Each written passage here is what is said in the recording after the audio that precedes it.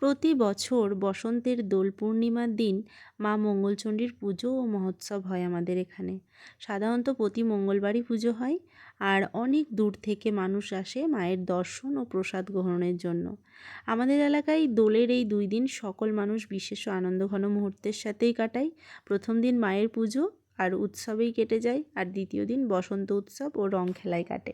তো যাই হোক, সকলকে জানাই শুভ বসন্ত। আর কালকে আমাদের নতুনহাটে বসন্ত উৎসবের আয়োজন করা হয় খুব সুন্দরভাবে। সকাল 6:30 7টা থেকে প্রভাত ফেরি বেরোয়, খুব সুন্দর অনুষ্ঠান হয় সন্ধ্যার দিকে। তো যাই হোক, সেটা তো কালকের কথা। আর আজকে আমরা সবাই মিলে চললাম সেই মা মঙ্গলচণ্ডীর উৎসবে। তো দেখো, এখানে এটা হচ্ছে আমাদের পুরাতন হাট। এখানে দেখতে পাচ্ছ পাশে অজয় নদী, আর বাঁধের উপর দিয়ে কত মানুষ হেঁটে হেঁটে যাচ্ছে। আর আমরা গ্রামের ভিতর দিয়ে চললাম, যেহেতু বাইক নিয়ে যাচ্ছি। আমি, ভাই, ওদিকে পিসিমণি, পিসিমশাই, বোন সবাই এসছে। দেখতেই পাচ্ছ ঋষিত তো ওদের বাইকেই চাপবে। তো চলো, ছোট দাদুর বাইকে চাপতে ঋষিত খুবই পছন্দ করে। তো সবাই মিলে এখন গাড়িটাকে পার্কিং করে সাইডে এখন হেঁটে হেঁটে চললাম, যেহেতু প্রচণ্ড ভিড়, গাড়ি নিয়ে ভিতর দিয়ে ঢোকা যায় না। আর দেখতেই পাচ্ছ পাশে কত সুন্দর সুন্দর মাটির কাজ রয়েছে। এখানে বেশিরভাগ কুমোররা থাকে। তো দেখো, খুব সুন্দর সুন্দর কিন্তু মাটির অনেক রকম কিছু বানানো রয়েছে। তো যাই হোক, আমারও কিছু দরকার আছে এখানে। ঋষিতে যেহেতু এবারে 5 বছরের জন্মদিন, তো আমার ইচ্ছা আছে যে মাটির থালা, বাটি, গ্লাস নিয়ে সেগুলোকে সুন্দর করে ডিজাইন করে সেখানেই মানে খাবারের ব্যবস্থাটা করবো ওর। তো জানি না এখন কতটা কি পারবো। তো দেখবো যাওয়ার সময় এখান থেকে মাটির কয়েকটি জিনিস নিয়ে যাওয়ার। তো চলো, আমরা এখন গল্প করতে করতে চলেই এসেছি পুরো। আর এই যে দেখো, এখান থেকে মেলা শুরু। সকল ভক্তবৃন্দের উদ্দেশ্যে একটি বিশেষ অনুরোধ, যে মোটরে জল যাওয়া পাইপটা যাচ্ছে সেই পাইপে কেউ পা দেবেন না। মোটরে যে জলটা ট্যাপের দিকে যাচ্ছে সেই পাইপে কেউ পা দেবেন না, এবং ট্যাপগুলিকে কখনোই বন্ধ করবেন না।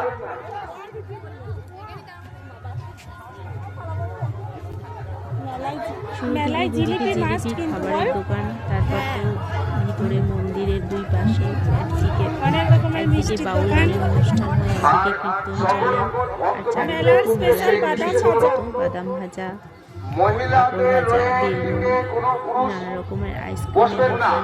মানে এখানে নানা রকমের জিনিস তোমরা পাবে। দেখতে পাচ্ছ বোতল, লোহা, কাঠ, মানে সব কিছুর জিনিস, সব কিছু তৈরি হচ্ছে। চলো, এখন আমরা যাচ্ছি মন্দিরের দিকে, পুজো দেবো, তারপর আমরা প্রসাদ গ্রহণ করবো। তো চলো, এখানে বাউল হচ্ছিল, তাই থমকে গেলাম গান শুনে।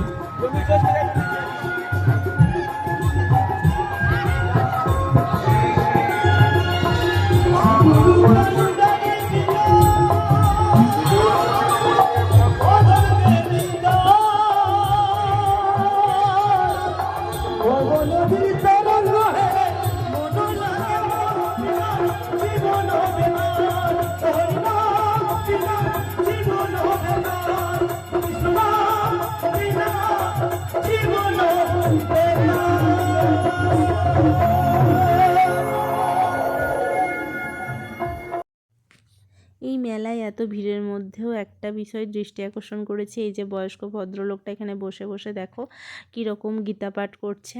তো যাই হোক, খুবই ভালো লাগলো দেখে, এতটা বয়স পরেও এত মন দিয়ে, এত মুগ্ধ করে বই পড়ছে। তো যাই হোক, এখানে আমরা পুজো দেওয়ার পরে এখানে আমরা দাঁড়িয়েছিলাম। তারপর দেখো পিসিমণি চরণামৃত নিয়ে এসে আমাদের সবাইকে দিল, এদিকে ঋষিতকেও খাইয়ে দিচ্ছে। আর তারপর প্রসাদও পেয়ে গেলাম। তো চলো, এবার আমরা খাবারের দিকে যাব। খাবারের ব্যবস্থাটা অন্যদিকে আছে। মনা মনা হা করো, হা করো।